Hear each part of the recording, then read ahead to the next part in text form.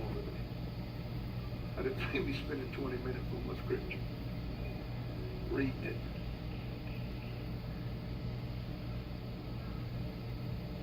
Jesus never built a building.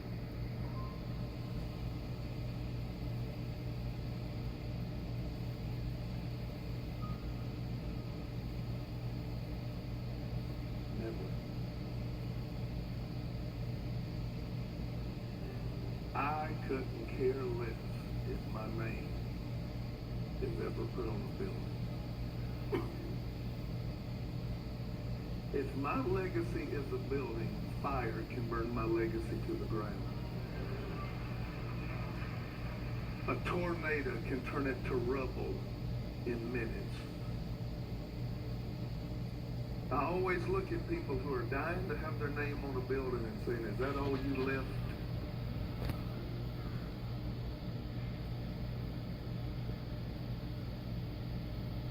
And if a building is ever built, and we've built tens of millions of dollars of them, and I said we have because you gave. If a building is ever built, that is not the church. If that building does not provide the service of building people, it is useless. It is useless.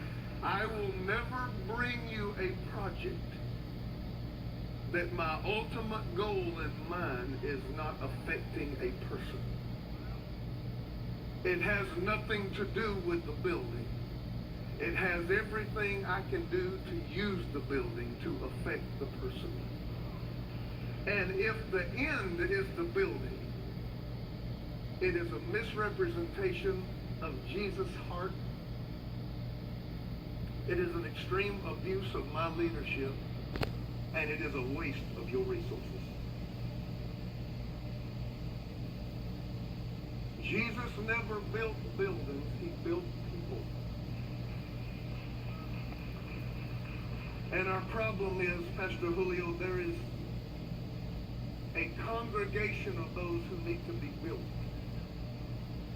There is a void of builders.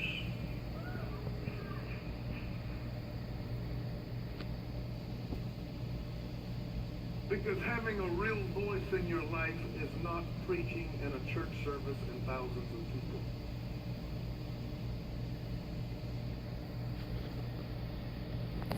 As someone spoke so eloquently to our staff this week, real mentorship is this right here. Whether it's a mama, whether it's cooking, whether it's a father, whether it's a trade. No matter what it is, this is a voice. This is mentorship. Number one, watch me do it. Just watch me do it. Watch me do it. I got a young man I've already picked out. Jermaine, stand up. Just stand up. Let everybody see you. Stand up, Lily, wife, see him. They're going to be our next satellite campus pastors. Turn around, everybody see about this. Turn around, everybody see.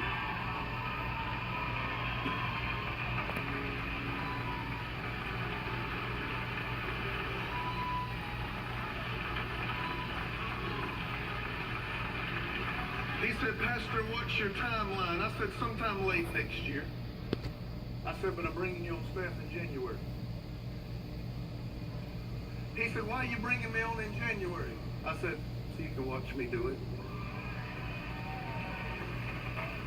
I said, you're going to travel with me.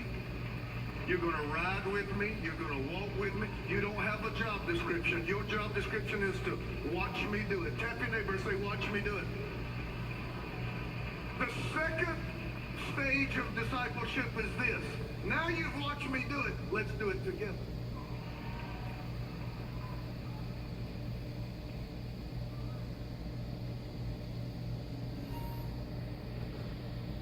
You've watched me for a while. Now you do it and I'm going to be with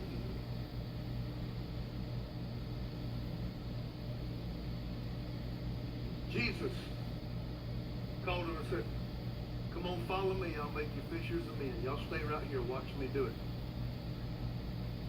Then when he fed the 5,000, he blessed it and walked away. He said, now y'all take the 5 loaves and 2 fish and start breaking it. He said, I'm going to do it with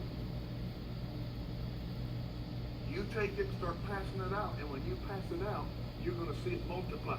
And Jesus is praying and they're passing and they're doing it together. And the disciples get to have a hand in the miracle. The third stage is, you do it now, and I'm going to watch you.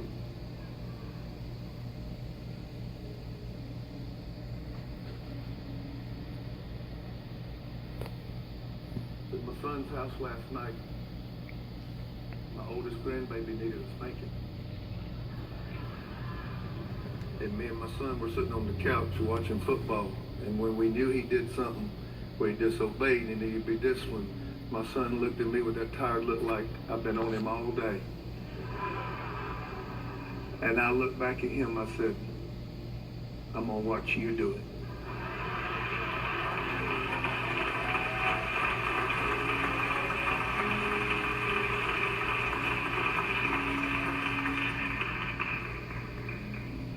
And then the last stage is, I'm leaving, you got it.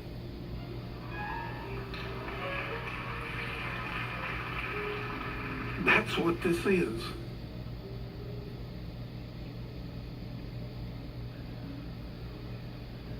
Those of you that have something to share, if you don't share it, it dies with you.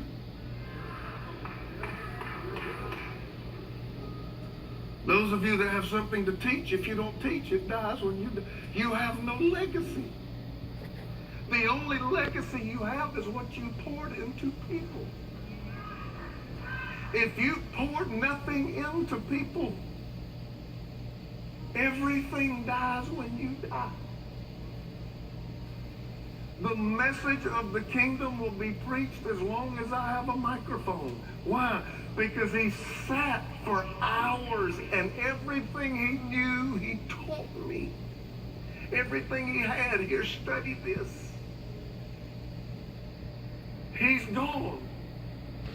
But his message has not left the earth.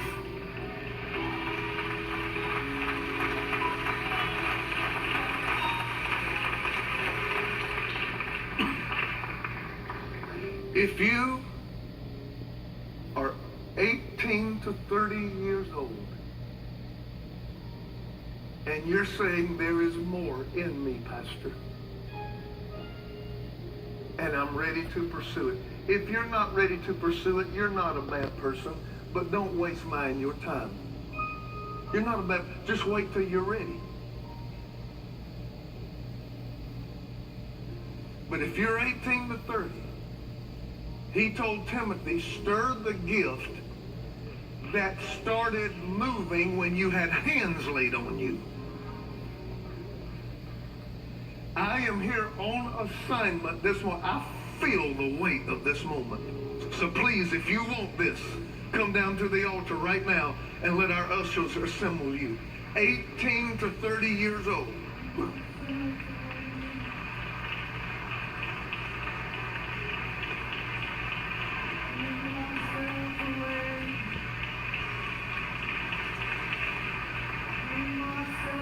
I've done what God wanted me to do today.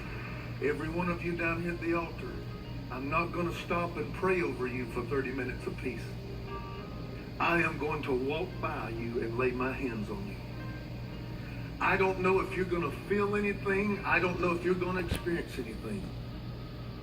But this is a deeply spiritual moment. Okay? Expect that thing on the inside of you to increase. And your frustration may increase a little bit more before it subsides. Because what I'm about to do is going to cause you to move into search mode like you never have before in your life. But listen to the promise of God. Seek and you'll find. Seek and you'll find. He is a rewarder of those that diligently